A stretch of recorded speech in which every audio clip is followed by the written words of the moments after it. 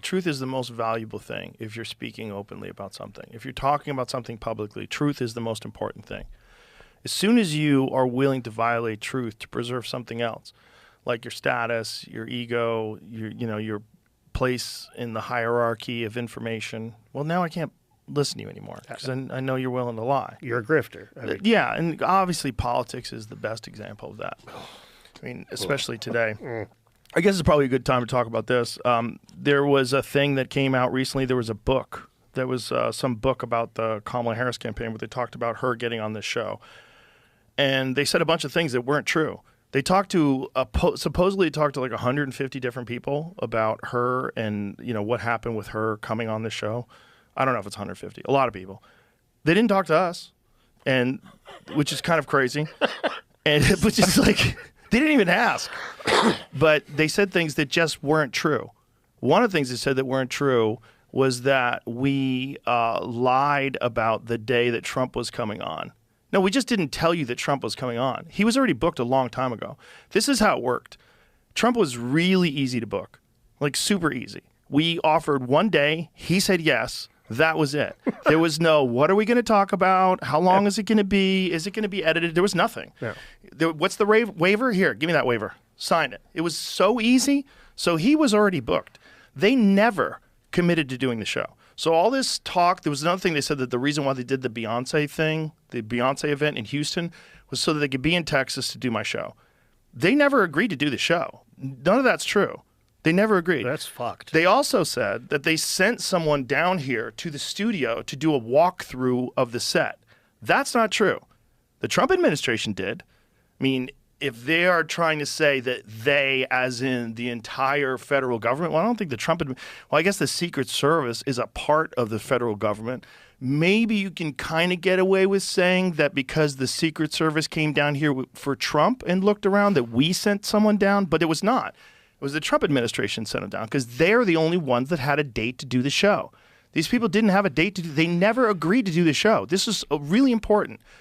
Even after Trump went on, they offered for me to come to D.C. and do a show with Kamala. But even then, it was the same deal. It was only like 45 minutes to an hour.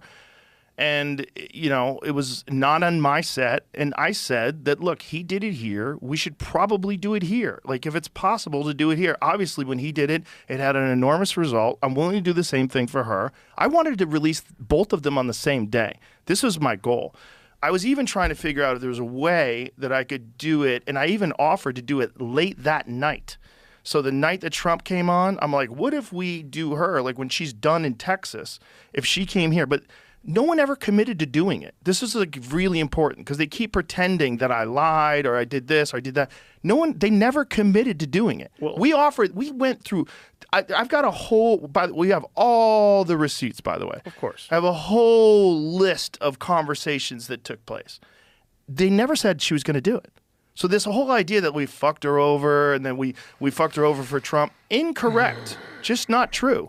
And she, but I think it's someone trying to cover their ass for the fact that she never did it, and if she did do it, it might have had a positive effect. Yeah. If her and I had a good time and we got along great, and she won over, the air quote young male vote, things could have been different. Who knows? So this guy's probably trying to cover his ass. That's what I'm thinking too, is because the reaction to her not coming was like pretty big. But they didn't commit to doing it. This is the thing. While this guy's saying like that we were difficult to deal with, not true. We were super easy. We made it real clear.